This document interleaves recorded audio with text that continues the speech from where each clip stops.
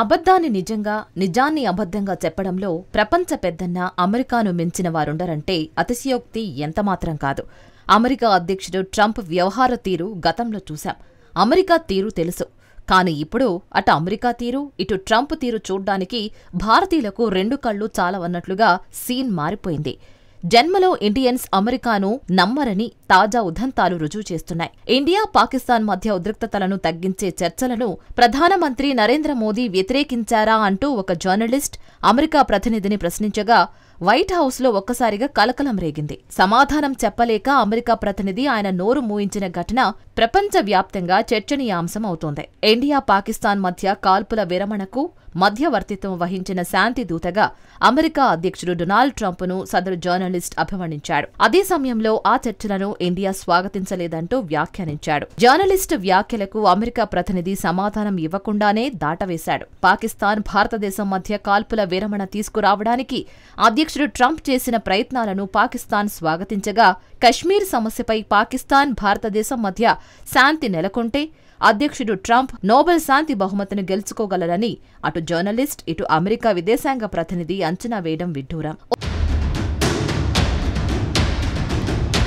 ఓవైపు ట్రంప్ గొప్పతనం, మరోవైపు పాకిస్తాన్ ట్రంప్పై చూపిస్తున్న ప్రేమ వైట్ హౌస్లో తుఫాన్లా దూసుకొస్తున్న వేళ మరో అంశం హైలైట్ అయింది. ట్రంప్ చర్చల ప్రతిపాదనను ప్రధాని నరేంద్ర మోదీ ఒప్పుకోలేదంటూ జర్నలిస్ట్ రచ్చ చేసే ప్రయత్నం చేయగా అందుకు అమెరికా ప్రతినిధి సరైన సమాధానం ఇవ్వలేదు. ట్రంప్ తీరు అమెరికా ప్రభుత్వాన్ని నిరాశపరుస్తుందా అంటూ జర్నలిస్టు వేసిన ప్రశ్నకు అమెరికా విదేశాంగ శాఖ ప్రధాన డిప్యూటీ ప్రతినిధి టామీ పిగోట్ అసలంటే అసలే పట్టించుకోలేదు. మోదీ ట్రంప్ను దేకలేదంటే అసలుకే ఎసరొస్తుంది కదా అన్న అనుమానం ఆయన్ను వెంటాడింది. విలేఖరి ప్రశ్నను పట్టించుకోకుండా అమెరికా బడాయితనాన్ని ఆకాశానికి ఎత్తి చూపించాడు పిగోట్. కాల్పుల విరమణపై మాత్రమే అమెరికా దృష్టి సారించిందని, అది చూడ్డం కోసమే తామున్నామని అన్నాడు. రెండు దేశాల మధ్య కాల్పుల విరమణ కొనసాగాలని అనుకుంటున్నామని అన్నాడు. ఇరు పక్షాలు చర్చించుకోవాలనుకుంటున్నామని అన్నాడు. కాల్పుల విరమణపైనే తాము ఫోకస్ చేస్తున్నామని అన్నాడు. రెండు అణ్వాయుధాలున్న దేశాలు చర్చల ద్వారానే ఆ ముప్పును ఎదుర్కోగలవని అన్నాడు పిగోట్. భారతదేశం, పాకిస్తాన్ మధ్య కాల్పుల విరమణకు అమెరికా అడ్మినిస్ట్రేషన్ మధ్యవర్తిత్వం వహించిందని ట్రంప్ చెబుతూ ఉండగా, Pakistan director general of military operations DGMO phone చేసి తక్షణ కాల్పుల విరమణను అభ్యర్థించారని ఇండియా స్పష్టం చేసింది. అందుకే తాము కాల్పుల విరమణను అంగీకరించామంది. వాస్తవంగా ఒక్కసారిగా పాకిస్తాన్ అంతటా ఇండియా దాడులతో దాయాదికి మైండ్ బ్లాక్ అయింది. ఒక్క దెబ్బకు పాకిస్తాన్ కుదేలయ్యింది.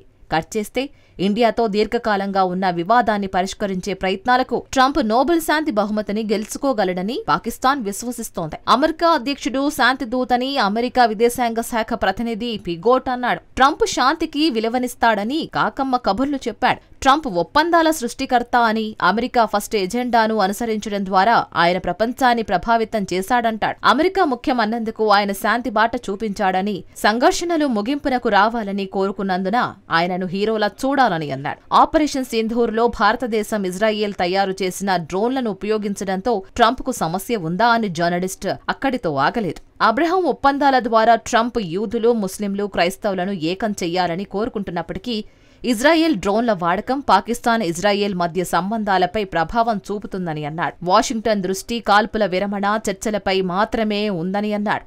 ట్రంప్ ప్రపంచవ్యాప్తంగా వివాదాలను పరిష్కరించడానికి మాత్రమే ఆసక్తి చూపుతాడని అమెరికా తెలిపింది.